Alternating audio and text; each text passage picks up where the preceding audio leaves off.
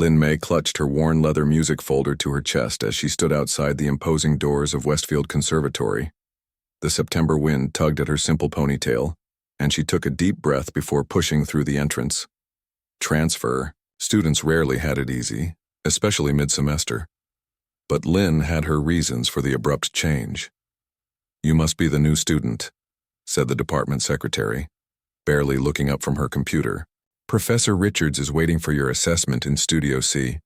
Lin nodded quietly, keeping her eyes down as she navigated the hallway lined with practice rooms. The sounds of scales, etudes, and frustrated sighs filtered through the doors. She'd heard it all before, the relentless pursuit of perfection that defined elite music schools. In Studio C, a stern-faced woman with silver-streaked hair sat beside a magnificent grand piano. Professor Richards glanced at Lin's modest appearance, her unbranded sweater, simple jeans, and worn sneakers, and gave a slight frown. "Your transcripts from Eastern Music Academy are incomplete," Professor Richards said, adjusting her glasses. "It says you were in their intermediate program, but there's no record of recitals or competitions." Lin placed her folder on a nearby chair. "There was a mix-up with my records," she said softly. What the professor couldn't see were the newspaper clippings Lin had carefully removed from her file. Headlines praising a young pianist who had stunned judges at international competitions. Lin had performed under her grandmother's surname, keeping her achievements separate from her academic record. After what happened at Eastern, she wasn't taking any chances. "Well, we'll have to start from scratch then." Professor Richards sighed. "Play a C major scale, 2 octaves." Lin hesitated before sitting at the piano. Her fingers hovered over the keys momentarily, then descended with deliberate imprecision. Not terrible, but nothing special. Exactly as she'd planned. Professor Richards made a note. "Now a simple piece. Do you know Clementi's Sonatina in C?" Lin nodded. She knew it blindfolded, having mastered it at age 7. But today she played it like a diligent student who had practiced thoroughly but lacked natural talent. A missed note here, a slightly uneven rhythm there, carefully crafted imperfections. We have our work cut out for us," Professor Richards concluded. "You'll start with the fundamentals class. Professor Chen handles the beginners and intermediates." Lin felt a twinge of relief as she gathered her things. She'd bought herself time and space, exactly what she needed. Later that afternoon, Lin found herself in a classroom with 8 other students. Professor Chen, a kind-faced man in his 50s, assigned practice pieces according to each student's level. When he reached Lin, he gave her Bach's Prelude in C major, one of the simplest pieces in the well-tempered clavier. "This should help you develop finger independence," he explained gently. A girl with brightly colored hair clips snickered behind her hand. "That's what my little brother played at his first recital," she whispered to another student. Lin pretended not to hear as she accepted the sheet music with a grateful nod. The simpler her assignments, the less attention she would attract. After class, Lin discovered her assigned practice room, a tiny space with an upright piano that had seen better days. Perfect. The less impressive the instrument, the fewer advanced. Students would try to claim her time slot.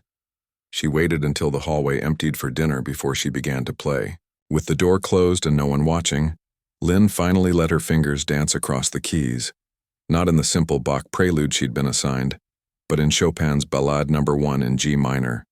Her hands moved with lightning precision, coaxing colors, and emotions from the old upright that it hadn't produced in years. This was why her previous teacher had called her a wizard, because when Lin played without restraint, the piano seemed to come alive under her touch. She closed her eyes, losing herself in the music, her body swaying with the crescendos and diminuendos. She didn't notice the door cracking open, didn't see the wide-eyed freshman who stood transfixed for 30 seconds before silently backing away. The next morning, Lin arrived early to find Professor Chen waiting by her practice room.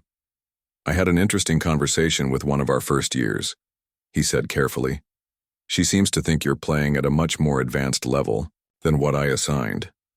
Lin's stomach nodded.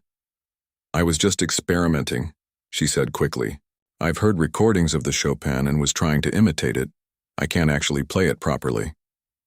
Professor Chen studied her face, unconvinced but not pushing further. "The Bach Prelude. Let's hear it." Lin played it exactly as a struggling, intermediate student would, technically correct but without spark or depth. Her heart pounded as Professor Chen watched her hands. "Interesting," he murmured when she finished. "Keep working on it. Sometimes talent hides in unexpected places." Lin exhaled slowly as he left. She'd have to be more careful. Over the next 2 weeks, Lin established her routine. She attended classes, played adequately but unremarkably during lessons, and saved her true practice for late evenings when the building was nearly empty. She kept to herself during breaks, eating lunch alone and avoiding the social gatherings where students compared repertoire and ambitions. But isolation wasn't as easy as she'd hoped. Her assigned practice neighbor was Thomas, a gifted violinist, with an infectious laugh who seemed determined to befriend her. "You're always here when I arrive and still here when I leave," he commented one evening, leaning against her doorway. "Yet Professor Chen says you're working on Bach's easiest prelude. Doesn't add up." Lin shrugged, closing her music book. "I'm slow. It takes me longer to learn pieces." Thomas raised an eyebrow. "Or maybe you're hiding something. Nobody spends 4 hours daily on a piece that takes 3 minutes to play unless they're avoiding something. Or someone." His perception unsettled. "I'm not hiding, I'm just private." "Well, just private to know there's a masterclass tomorrow. Attendance is mandatory for all piano students." He handed her a flyer. "The great Professor Harlow is visiting from Vienna. Rumor has it he's brutal but brilliant." Lin took the paper, a cold feeling spreading through her chest as she read the details. Masterclasses meant performance, scrutiny, exposure, everything she was trying to avoid. That night, in her small apartment off campus, Lin pulled out an old photo from her wallet. In it, a younger version of herself stood beside an elderly man with kind eyes, her grandfather. He had been her first teacher, recognizing her extraordinary gift when she was just 4 years old. "Music is your voice," he had told her. "Never let anyone silence it or use it for their own glory." But at Eastern Music Academy, that's exactly what had happened.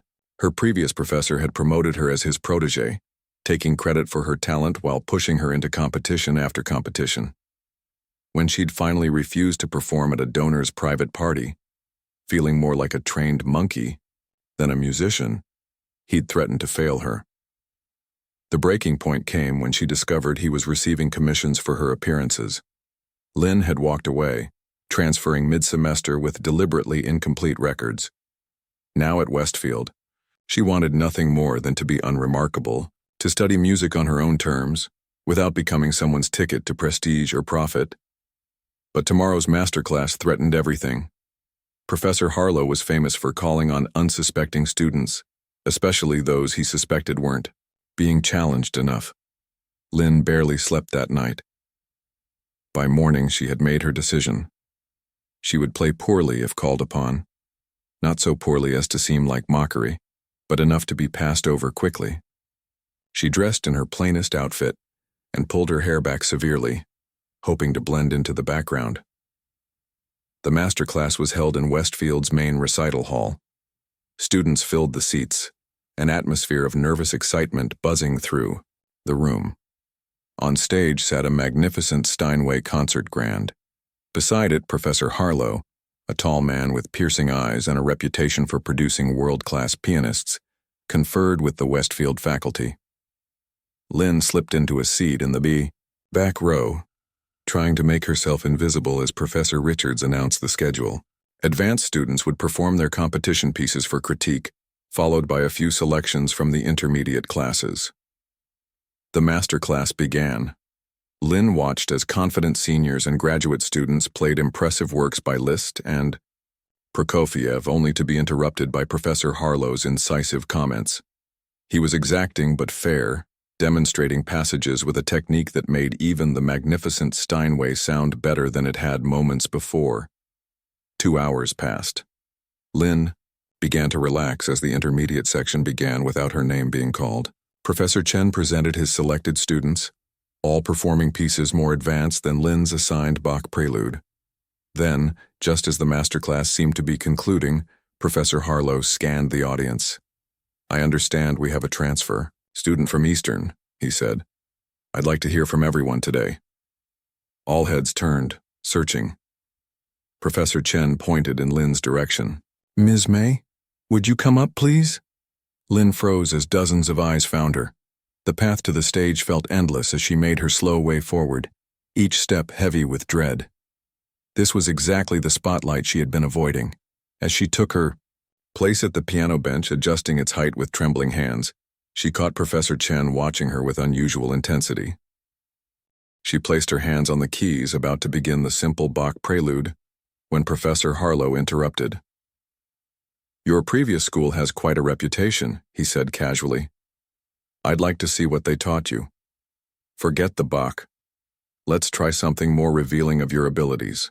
Lynn looked up in alarm as her carefully constructed anonymity began to crumble around her.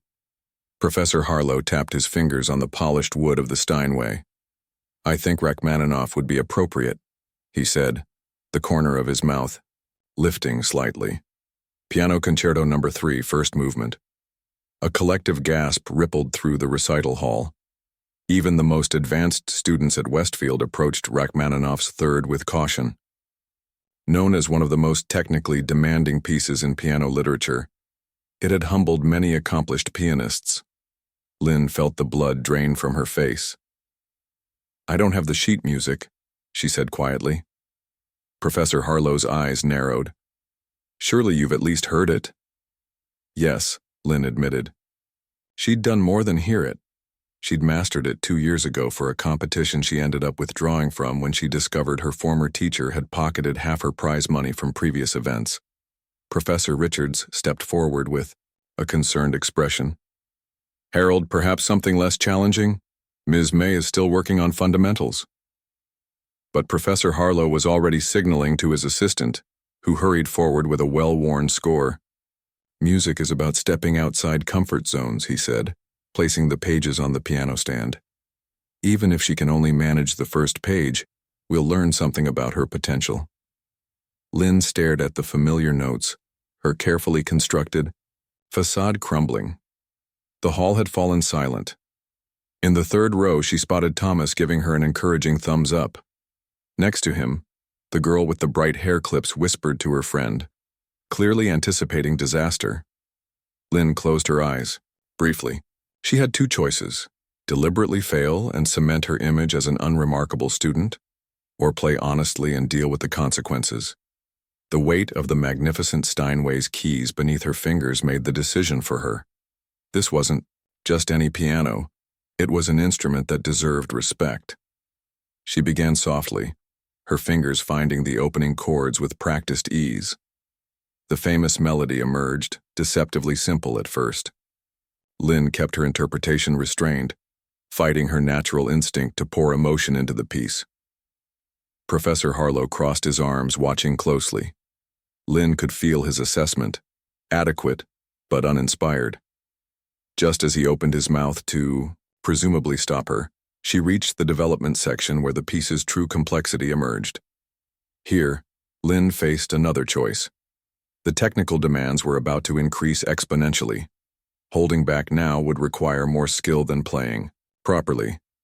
With a silent apology to her past self, she surrendered to the music, her hands transformed on the keyboard. Fingers flying across intricate passages, she navigated the treacherous terrain of Rachmaninoff's writing with astonishing precision.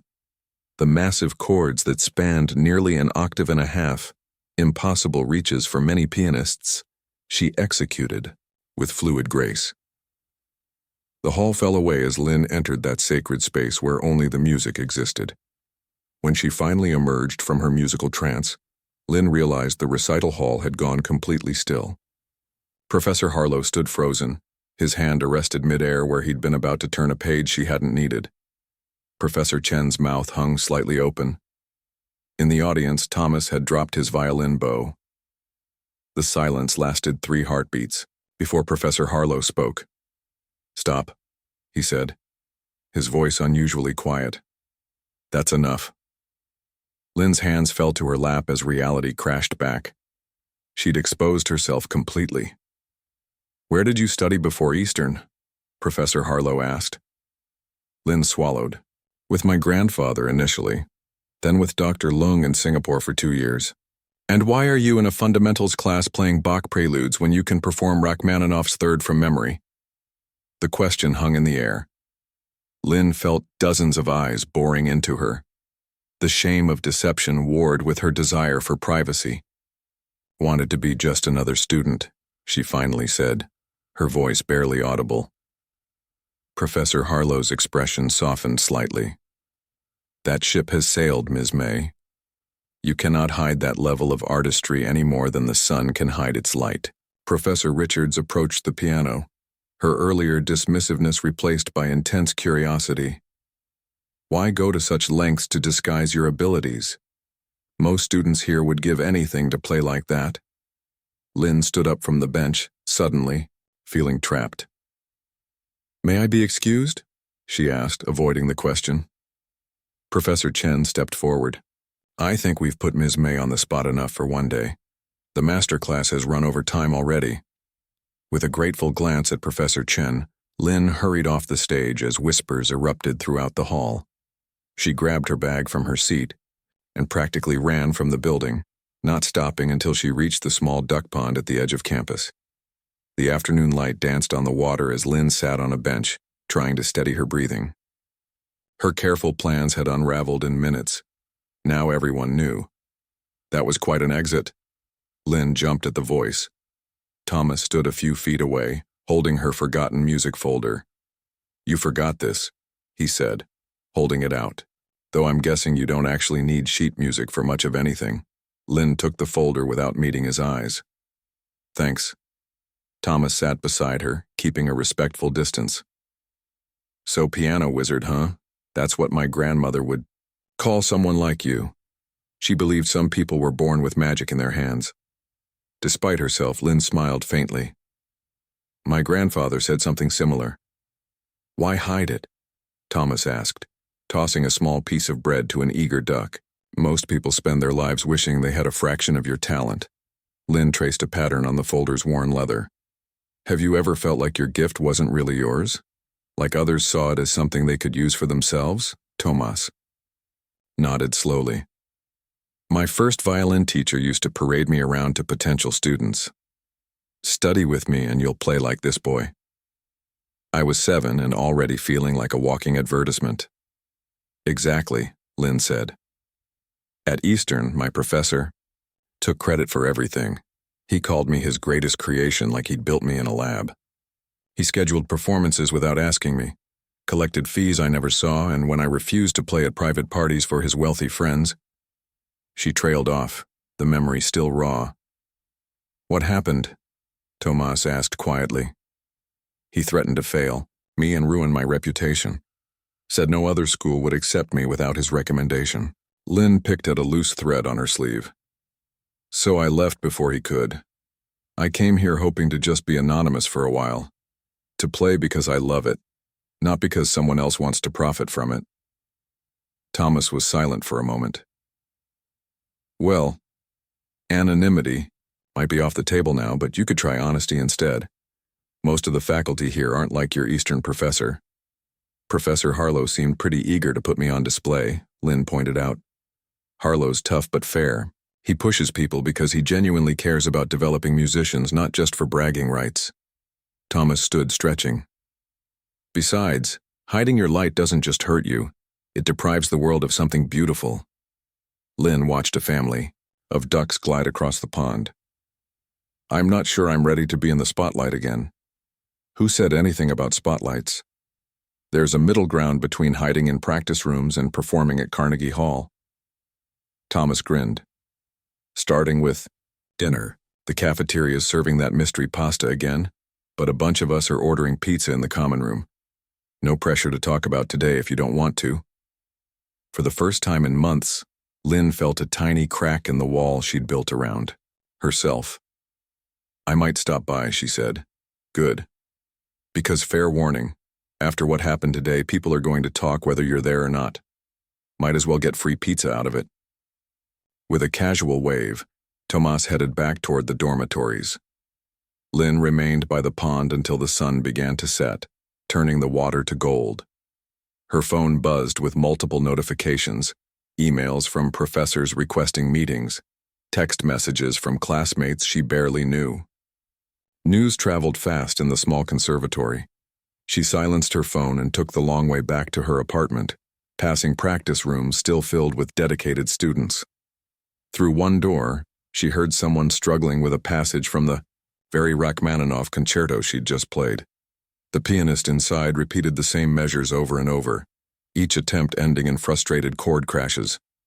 Lynn paused, her hand hovering near the door. For so long she'd kept her knowledge and experience to herself, afraid of drawing attention. But maybe there was value in sharing what she knew, not as a performer on display, but as a fellow musician who understood the struggle. Before she could second-guess herself, Lynn knocked gently. A disheveled-looking boy opened the door, surprise, registering on his face when he recognized her. "You're the girl from the master class," he said. "The one who played Rach 3 like it was a simple etude." Lynn smiled shyly. "It wasn't that good, but I noticed you're working on the same piece. The octave passage in the development is tricky because of the hand crossings. Would you like me to show you how I approach it?" The boy's face lit up. "Seriously? That would be amazing." As Lynn stepped into the practice room and sat at the piano, a small weight lifted from her shoulders. Maybe being known wasn't so terrible if it meant connecting with others who shared her passion. Meanwhile, across campus, Professors Richards, Chen, and Harlow sat in the faculty lounge, still processing the afternoon's revelation. "We need to reassess her program completely," Professor Richards was saying. "She clearly belongs in the advanced division." Professor Chen shook his head. "We should ask what she wants first. There must be a reason she chose to hide her abilities." Professor Harlow sipped his coffee thoughtfully. "Whatever her reasons, talent like that comes with responsibility. To music itself, if nothing else. But forcing her into the spotlight could backfire." "What do you suggest?" Professor Richards asked. A slow smile spread across Professor Harlow's face. "A challenge appropriate for a wizard." As night fell over Westfield Conservatory, Lynn had no idea that tomorrow would bring a proposal that would test not just her extraordinary technique, but her courage to finally claim her gift on her own terms. Lynn arrived at the conservatory the next morning to find a notice pinned to the main bulletin board. Her name was at the top in bold letters, followed by a formal invitation to perform at the upcoming donor gala, the most prestigious event of the fall semester. Typically reserved for graduate students and faculty, the gala was attended by wealthy patrons whose contributions kept the conservatory's lights on and scholarships funded. Lynn's stomach tightened as she read further. They wanted her to perform Rachmaninoff's Third Concerto, the very piece that had exposed her secret. "Quite an honor," said a voice behind her. Professor Harlow stood with his arms crossed, watching her reaction. "The faculty voted unanimously after yesterday's revelation."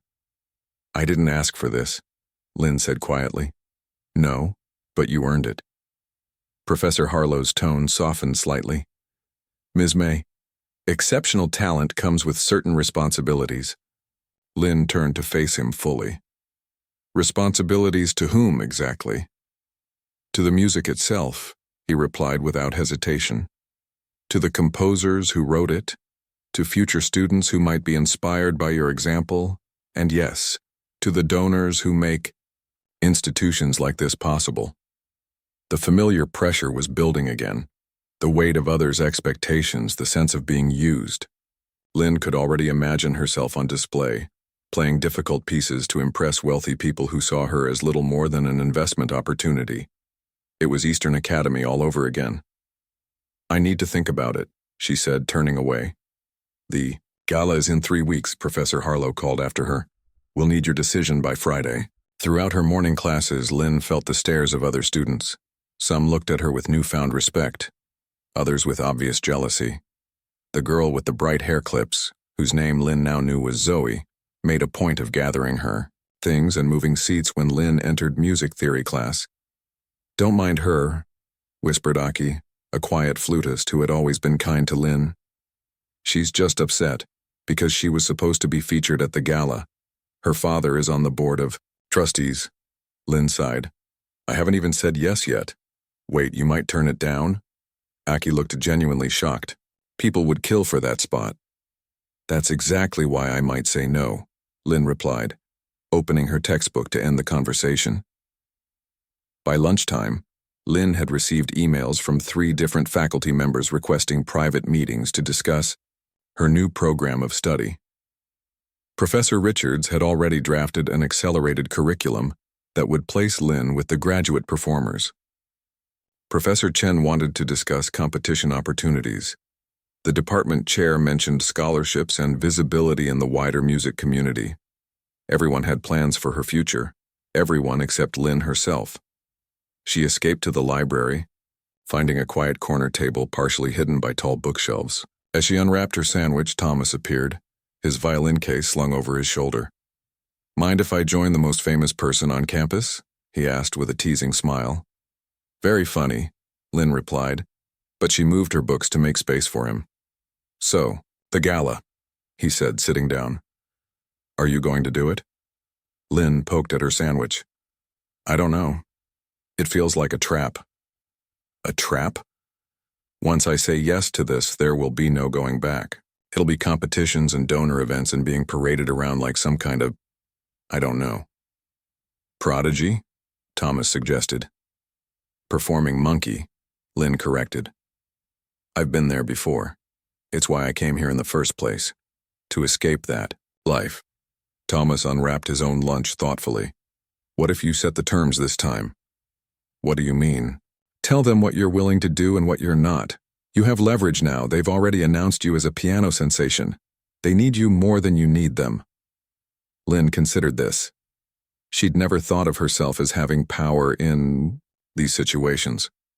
At Eastern, she'd been told she should be grateful for every opportunity, that students would line up for her spot if she didn't appreciate it. I wouldn't even know where to start, she admitted. Start with what you actually want, Thomas said, as if it were obvious. Why did you begin playing piano in the first place, before all the pressure and expectations? Lynn closed her eyes, remembering. Her grandfather's small apartment in Beijing, the upright piano that took up most of the living room. She'd been 4 years old when he first let her climb onto the bench beside him. I loved creating something beautiful, she said softly. It felt like magic, pressing keys and making sounds that could make people laugh or cry or feel less alone. My grandfather used to say music was the universal language of human hearts. So perform for that reason, Thomas suggested. Not for donors or professors or your transcript, just for the music itself. Lynn was about to respond when a shadow fell across their table. Professor Chen stood there looking somewhat apologetic for interrupting. Ms. May, if you have a moment, there's someone I'd like you to meet. Lynn glanced at Thomas, who nodded encouragingly. Go. Just remember what I said.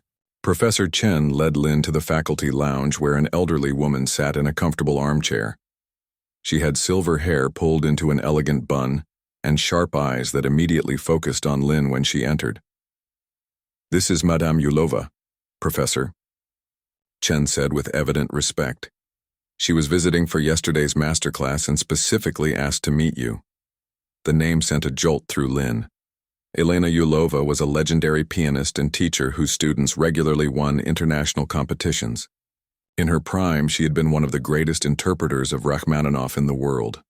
Sit, Madame Yulova instructed, patting the chair beside her. Her accent was still thick despite decades in America. I heard you play yesterday. Very interesting. Thank you, Lynn said, unsure what else to add. Madame Yulova studied her face. But you were holding back even when you showed your technique. You play like someone who has been burned. Lynn blinked in surprise at the woman's directness. Tell me, Madame Yulova continued, who taught you to fear your own gift? The question cut straight to Lynn's heart.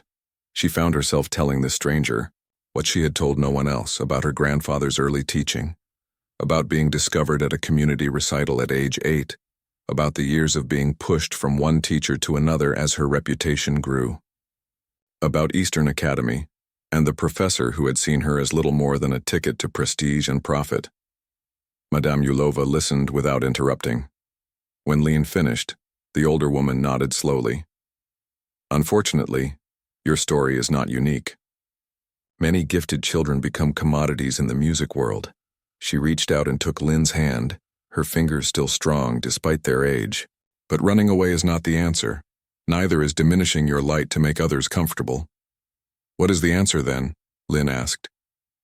Reclaim your music, Madame Yulova said simply. Make it yours again.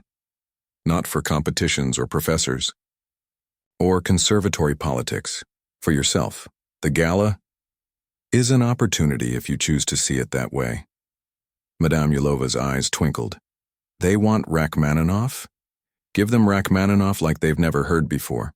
Play it your way. Lynn thought about this. I'm not sure I remember how to play for myself anymore. Then it's time to remember. Madame Yulova stood with surprising agility for someone her age. Come, I have 1 hour before my car arrives. She led Lynn to a practice room with a decent grand piano and closed the door behind them. Without preamble, she sat at the bench and played a simple folk melody, the kind taught to beginners. But in her hands it became something transcendent, filled with warmth and subtle emotion. Now you, she said, making room for Lynn. No technique, no showing off, just the melody as you feel it. Lynn placed her hands on the keys, playing the simple tune hesitantly at first, then with growing confidence. Madame Yulova nodded approvingly. Again, but with your eyes closed. Don't think about the notes. Think about what the melody says to you. For the next hour, Madame Yulova took Lynn back to basics. Not of technique, which Lynn had mastered years ago, but of expression. Of playing from the heart rather than just the hands. By the time their session ended, Lynn felt something shift inside her. Like a door long locked had been cracked open. The gala is in 3 weeks, Madame Yulova said as she prepared to leave. More than enough time to find your voice in Rachmaninoff. He wrote from his soul. Play from yours. After she left, Lynn remained at the piano, thoughts swirling. For the first time since arriving at Westfield, she felt a spark of excitement about performing again. That evening, instead of hiding in her usual practice room, Lynn made her way to the main performance hall where the gala would be held. It was empty at this hour, the stage illuminated by a single work light. The magnificent Steinway Grand stood in the center, its polished surface gleaming in the dim light. Lynn climbed the steps to the stage and approached the piano reverently. This was the same instrument she had played during the master class, but now she was alone with it. No professors to impress, no students to compete with, no audience to please. She sat at the bench and began to play the opening bars of Rachmaninoff's Third Concerto. This time, instead of focusing on technical perfection, she thought about what the music meant to her, the melancholy of the opening theme, the build to passionate intensity, the moments of startling tenderness amid virtuosic passages. Lynn lost track of time as she played, exploring the piece as if discovering it anew. When she finally stopped, she was startled by soft applause from the back of the darkened hall. Thomas emerged from the shadows, violin case in hand. Sorry, he said.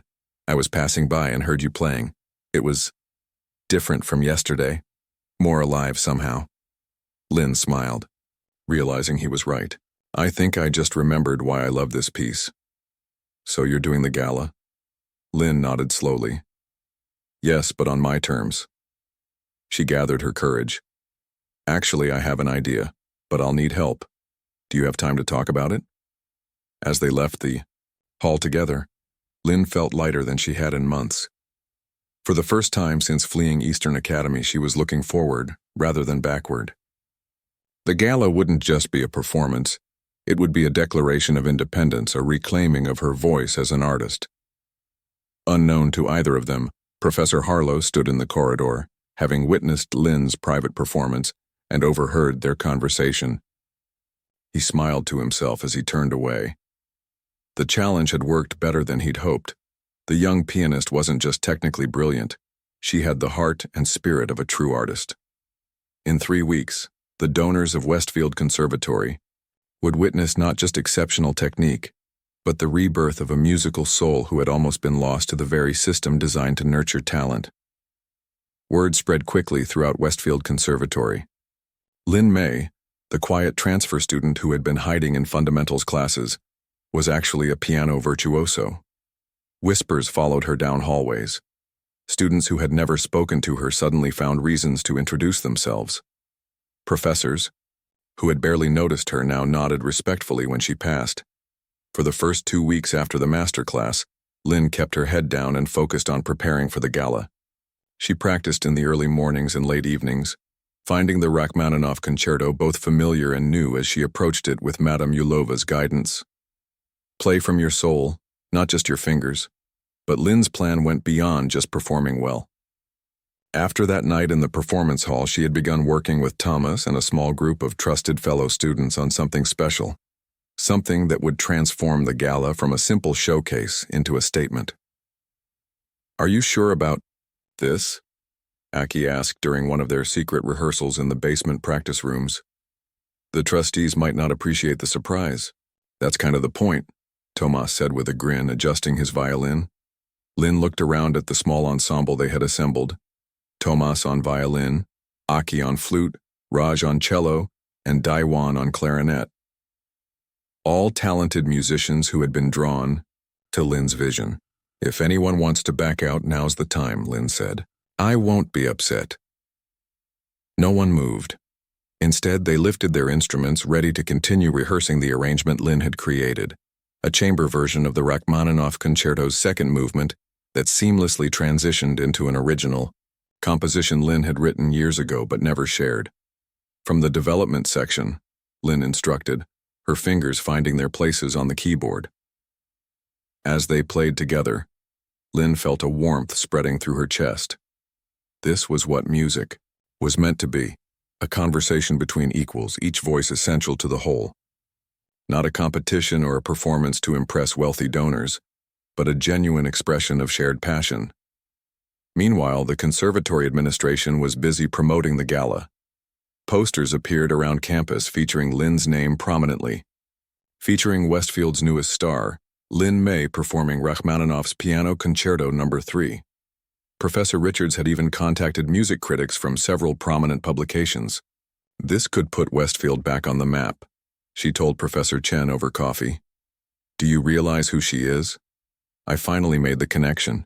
She won the Asian Youth Piano Competition 3 years ago under her Chinese name. Then she disappeared from the competition circuit completely." Professor Chen frowned slightly. "Are we making the same mistake her previous school made, pushing her into the spotlight for our own benefit?" Professor Richards waved away his concern. "This is different. We're nurturing her talent, not exploiting. And I hope she sees it that way," Professor Chen murmured. The morning of the gala arrived crisp and clear. Autumn leaves scattered across the conservatory grounds as staff bustled about, preparing the performance hall for the evening's prestigious visitors. Flowers adorned the lobby, champagne chilled in the reception area, and programs, featuring Lin's biography and photograph, were stacked neatly by the entrance. Lin spent the morning alone in her apartment, playing scales and simple exercises to warm up her hands without tiring them. She had purposely avoided practicing the Rachmaninoff that day, trusting that the countless hours she had already devoted to it would carry her through. At noon, there was a knock at her door. She opened it to find Thomas and the others from their secret ensemble. "We brought lunch," Thomas announced, holding up a bag of takeout containers, "and moral support." They crowded around Lin's small kitchen table, eating noodles and discussing everything except the upcoming performance. Raj told funny stories about his family in Mumbai. Aki shared photos of her new puppy, and Daiwan described the hiking trail he'd discovered just outside town. For an hour, Lin almost forgot about the pressure awaiting her that evening. As they were leaving, Thomas hung back. "Nervous?" he asked quietly. Lin considered the question. "Not about playing the piece," she said. "I've performed much more difficult works. But I'm nervous about what comes after." "You mean our little surprise?" Thomas smiled. "That and just everything changing again." Once I do this, there's no going back to being invisible. Thomas leaned against the doorframe. Maybe that's not such a bad thing. Being invisible might feel safe, but it's also lonely. Lynn thought about the past few weeks, the secret rehearsals, the late-night conversations with fellow musicians who were becoming friends, even the respectful nods from professors who finally saw her for who she was. It hadn't all been comfortable, but it hadn't been lonely either. "You're right," she admitted. "Anyway, it's too late to back out now. I've already picked out my dress." Thomas laughed. "That's the spirit. See you backstage at 6. The performance hall was transformed by evening. Soft lighting cast a warm glow over the wood-paneled walls, and the stage was beautifully lit to highlight the magnificent Steinway grand piano at its center. Wealthy donors in formal attire mingled in the lobby, examining the display of student achievements and department accolades. Backstage, Lynn stood in a simple but elegant black dress, her hair pulled back in a sleek knot. Professor Richards fussed around her like a nervous parent. "The governor's cultural advisor is here and representatives from 3 major foundations," she said excitedly. "And several critics, of course. This could open so many doors for you, for all of us, really." Lynn nodded politely, though inwardly, she was growing more certain that she had made the right decision about tonight's performance. Professor Harlow approached, looking distinguished in a tailored suit. "Remember, Ms. May, the cadenza in the first movement is where you can truly make your mark. Don't hold back." "I won't," Lynn promised, though perhaps not in the way he expected. At precisely 7 o'clock, the house lights dimmed, and the conservatory's president took the stage to welcome the guests and introduce the evening's program. Lynn watched from the wings, her heart beating steadily. She was surprised to realize she wasn't anxious, just focused and ready. "And now, it is my great pleasure to introduce a remarkable young artist who recently joined our Westfield family," the president announced. "Her interpretation of Rachmaninoff has already caused quite a stir among our faculty. Ladies and gentlemen, Ms. Lynn May." Applause filled the hall as Lynn walked onto the stage. She bowed gracefully, then seated herself at the piano. The audience fell silent, waiting. Lynn placed her hands on the keys and began to play. The famous opening melody of Rachmaninoff's Third Concerto flowed from her fingers, deceptively simple and hauntingly beautiful. As the piece progressed, she felt herself falling into that magical space where technique became secondary to expression. The first movement built in complexity and emotion, leading to the cadenza, the extended solo passage where the pianist could showcase their virtuosity. Lynn attacked it with a passion that had been building within her for weeks, her hands flying across the keyboard with both precision and abandon. The audience was spellbound. Even those who had come merely as donors rather than music lovers found themselves leaning forward in their seats, captivated by the young woman whose entire being seemed to flow into the music. When the first movement concluded, there was a moment of breathless silence before the audience erupted in applause. Lynn acknowledged it with a small nod, but instead of moving to the second movement as expected, she turned slightly toward the wings. On her signal, Tomas, Aki, Raj, and Dewan walked onto the stage with their instruments. A confused murmur rippled through the audience. This wasn't part of the program. Professor Richards half rose from her seat in the front row, her expression a mixture of alarm and confusion. Professor Harlow placed a restraining hand on her arm, his eyes never leaving the stage. Lynn adjusted her microphone. "Thank you for your kind reception of Rachmaninoff's first movement," she said, her voice quiet but clear. "For the second movement, I'd like to share something different, a collaborative arrangement created with my fellow musicians. Music isn't meant to be a solitary pursuit or a competition. At its heart, it's a conversation, a sharing of something deeply human." She nodded to her friends who took their positions around the piano. Together, they began to play. The familiar melodies of Rachmaninoff's second movement transformed into a chamber piece where each instrument had an equal voice. The piano, instead of dominating, became one thread in a beautiful tapestry of sound. The audience sat in stunned silence as the arrangement unfolded. Then, almost imperceptibly, the piece began to change. The Rachmaninoff themes gave way to something New, Lynn's original composition, which drew inspiration from both classical traditions and the folk melodies of her childhood. The transition was so seamless that many listeners didn't immediately realize they were hearing an entirely new work. It was only when Lynn and her ensemble ventured into harmonies and rhythms that clearly belonged to no known classical composer that understanding dawned on the audience. They were witnessing not just a performance but a statement, a young artist reclaiming her voice and sharing it on her own terms. As the final notes faded, there was a moment of profound silence. Then, from the back of the hall, someone began to applaud. Others joined in, the applause building to a standing ovation that swept through the room like a wave. Lynn and her friends stood together, bowing as one unit rather than highlighting any individual. When they finally exited the stage, they found Professor Chen waiting in the wings, his eyes bright with emotion.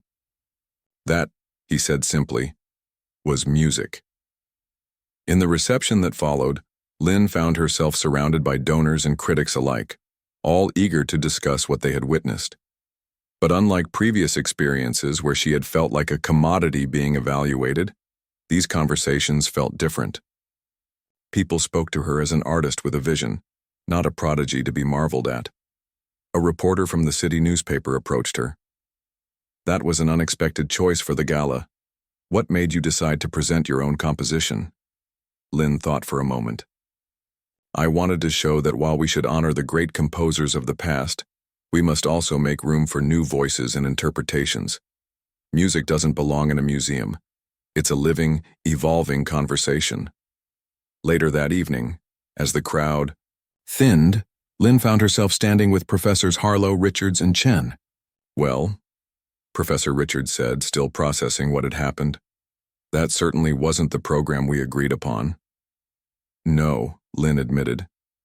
"It wasn't. It was better," Professor Harlow said unexpectedly. "Much better. Technically brilliant, of course, but more importantly, honest." Professor Richards looked like she wanted to argue but seemed to think better of it. The donors were certainly impressed. 3 of them have already asked about sponsoring a recording project. Lynn smiled. "I'd be interested in discussing that, as long as it includes my ensemble." As she looked around the reception hall, Lynn caught Thomas's eye across the room. He raised his water glass in a small toast, and she returned the gesture. For the first time since coming to Westfield, Lynn felt like she was exactly where she belonged, not hiding in the shadows, not being displayed as a trophy, but standing in her own light, surrounded by fellow musicians who valued her for more than just her technical wizardry. The viral videos and social media buzz would come later, as would the offers from record labels and prestigious venues. But in this moment, what mattered most to Lynn was simpler and more profound. She had reclaimed her music, and in doing so, had found her voice again. 6 months after the gala, spring bloomed across Westfield Conservatory's campus. Cherry trees scattered pink petals over walkways, and open windows carried the sounds of practicing musicians into the fresh air. Inside Practice Room C, Lynn sat, beside a first-year piano student named Miguel, listening as he struggled with a difficult passage from Chopin. "I can't get my hands to move fast enough," Miguel said, frustration evident in his voice. "Maybe I should switch to an easier piece for my final recital." Lynn shook her head. "Your technique is solid. The issue isn't speed, it's tension. You're thinking too much about not making mistakes." "Isn't that what we're supposed to do?" Miguel asked. "Play perfectly?" Lynn smiled. "Perfect technique without expression is just pressing keys in the right order. Here, let me show you something." She placed her hands on the keyboard and played. The passage, not with flawless precision as everyone expected from the now famous piano wizard, but deliberately including small imperfections while maintaining the emotional core of the music. "That wasn't technically perfect," she explained, "but it still conveyed what Chopin wanted to express. Which would you rather hear, a robotic performance without a single wrong note, or one with a few imperfections but full of genuine feeling?" Miguel considered this. "The second one, I guess, but my professors always mark down for mistakes." "True," Lynn acknowledged. "Technique matters, but it's a means to an end, not the end itself." She stood up. Try again, but this time, think about what the music is saying rather than just the notes. As Miguel returned to the passage with a new approach, Lynn reflected on how much had changed since the night of the gala. The video of her performance, both the Rachmaninoff and her surprising ensemble piece, had gone viral within classical music circles. Music blogs had written about the pianist who broke the rules, and several conservatories had reached out with scholarship offers. But Lynn had chosen to stay at Westfield, accepting a unique arrangement that Professor Chen had proposed. She would continue her studies at an accelerated pace, while also serving as a peer mentor to younger pianists. The position gave her the freedom to perform when and how she wanted, without the pressure of constant competitions or donor showcases. That's much better, Lynn told Miguel as he completed the passage with greater fluidity. You're connecting with the music now, not just playing notes. Miguel beamed at the praise. Thanks, Lynn. I never thought I'd be getting advice from someone who has 3 million views on YouTube. Lynn laughed. The video was just a moment. This, helping other musicians find their voice. This is the real work. After Miguel left for his next class, Lynn remained at the piano, idly playing through one of her own compositions. Her phone buzzed with a text from Thomas. Meeting still on for 4 p.m.? Absolutely, she replied, bringing the revised scores. The ensemble that had formed for the gala, jokingly called the Rebellion by other students, had evolved into a formal chamber group that performed regularly both on and off campus. Their unique arrangements and original compositions had attracted attention beyond the classical music world, leading to collaborations with musicians from other genres. Lynn gathered her sheet music and headed toward the faculty building. As she crossed the quad, she noticed Zoe, the girl with the bright hair clips who had once resented her, directing a group of students in what appeared to be a contemporary dance piece set to classical music. They nodded to each other, the earlier tension long resolved after Zoe had approached Lynn about creating music for her choreography project. At precisely 4 o'clock, Lynn entered Professor Chen's office, where the others were already waiting. Thomas, Aki, Raj, and Daewon, along with Professor Chen himself and, to Lynn's surprise, Professor Harlow. Sorry I'm late, she said, though she was exactly on time. Not at all, Professor Chen assured her. We were just discussing the Summer Music Festival proposal. Lynn took a seat as Professor Harlow spread a document on the table. The board has approved your idea for a 3-day event focused on breaking down barriers between classical and contemporary music. They were particularly interested in the educational workshops for local children. Lynn exchanged excited glances with her friends. The festival had been their collective brainchild, a way to share their love of music with the wider community and challenge the perception that classical music was elitist or inaccessible. There's one condition, Professor Harlow continued, his expression serious though his eyes held a glint of amusement. The board insists that the festival must feature a solo performance by Westfield's most famous pianist. Lynn groaned while the others laughed. Despite her newfound comfort with performing, she still preferred collaborative work to being in the spotlight alone.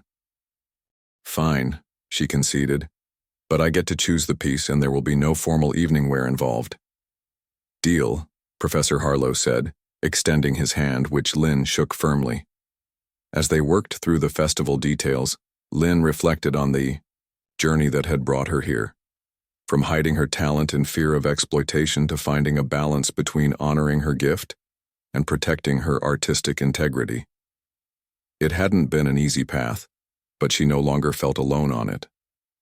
After the meeting, Lynn and her friends headed to their favorite coffee shop just off campus to continue brainstorming ideas for the festival. The late afternoon sun cast long shadows as they claimed their usual corner table. I still can't believe they approved the full budget, Raj said, stirring honey into his tea. Last year they wouldn't even fund new stands for the orchestra. That's the Lin May effect, Tomas teased. No one wants to say no to the pianist who made the governor cry at the gala. Lin threw a napkin at him. He did not cry. He just had something in his eye. For 3 minutes straight. Their laughter was interrupted by a tap on Lin's shoulder. She turned to find a woman in her 30s standing nervously beside their table. I'm sorry to bother you, the woman said. But are you Lin May, the pianist from the video? Lynn nodded, bracing herself for the usual request for an autograph or selfie. Instead, the woman's eyes filled with unexpected emotion. "I wanted to thank you," she said. "My daughter Lisa is 12 and was ready to quit piano after 3 years of lessons. She felt she wasn't good enough because she couldn't play like the prodigies she saw online. Then we watched your gala performance together, especially the part where you talked about music being a conversation, not a competition." The woman smiled. She's practicing again, but differently now, for joy, not perfection. Lynn was speechless, for a moment, touched by this unexpected impact of her performance. "Thank you for telling me," she finally said. "That means more than any review or view count." After the woman left, Aki raised her coffee cup in a small toast. "To making music matter," she said. "To making music matter," the others echoed. Later that evening, Lynn found herself back in the practice room where her Westfield journey had begun. The same old upright piano stood against the wall, its slightly worn keys familiar under her fingers. She played softly, working through a new composition that had been taking shape in her mind, something that combined elements of classical structure with the folk melodies of her childhood. A knock at the door interrupted her. Professor Richard stood in the doorway, looking somewhat out of place in the small practice room. "I thought I might find you here," she said. "Old habits die hard, I suppose." Lynn nodded, waiting to hear why the professor had sought her out. "I owe you an apology," Professor Richard said, surprising Lynn. "When we discovered your talent, I saw you as an opportunity for the conservatory, a star we could promote to boost our profile. I was doing exactly what your previous teacher had done, just with more polite language." She straightened a stack of sheet music on a nearby shelf. "I was wrong. You wanted what was best for the school," Lynn said graciously. "Perhaps. But Professor Chen and Professor Harlow wanted what was best for you as a musician and a person." She met Lynn's eyes directly. "Your approach to the gala taught me something important about what music education should be. Your mentoring program and this festival, they're changing Westfield for the better."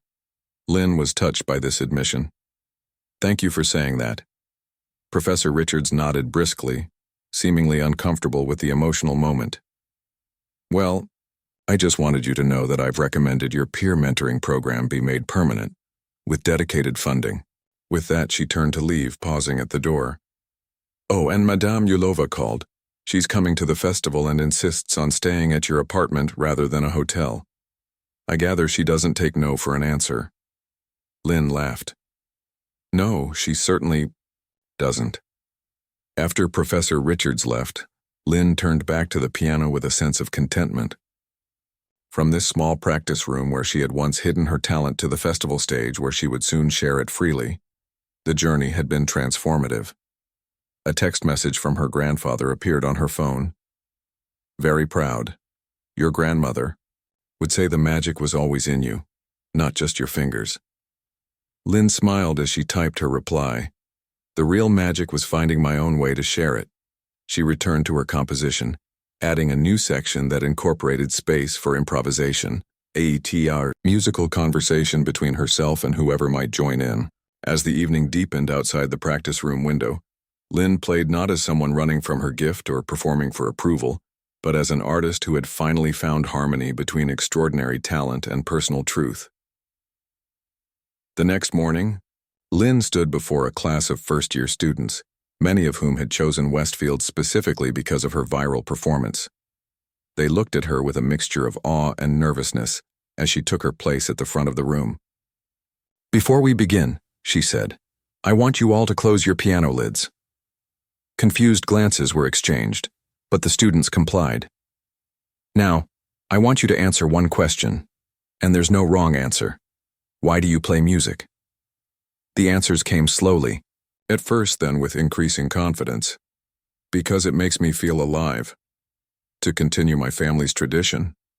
Because I love how the notes create stories without words. To express things I can't say out loud." Lynn nodded, taking in each response. "Those are all perfect reasons. Remember them when you're struggling with a difficult piece or comparing yourself to others. Technique can be taught, but purpose, that comes from within. She gestured for them to open the piano lids. Now let's make some music, not just notes, together. As 20 pairs of hands found their places on 20 keyboards, Lynn felt a sense of fulfillment that no solo performance could ever match. The wizardry that had once been her burden had become her gift to share, not through mere display but through connection, understanding, and the pure joy of musical conversation. In that classroom, surrounded by young musicians finding their own voices, Lynn May, once the reluctant prodigy, now a confident artist and mentor, was exactly where she belonged.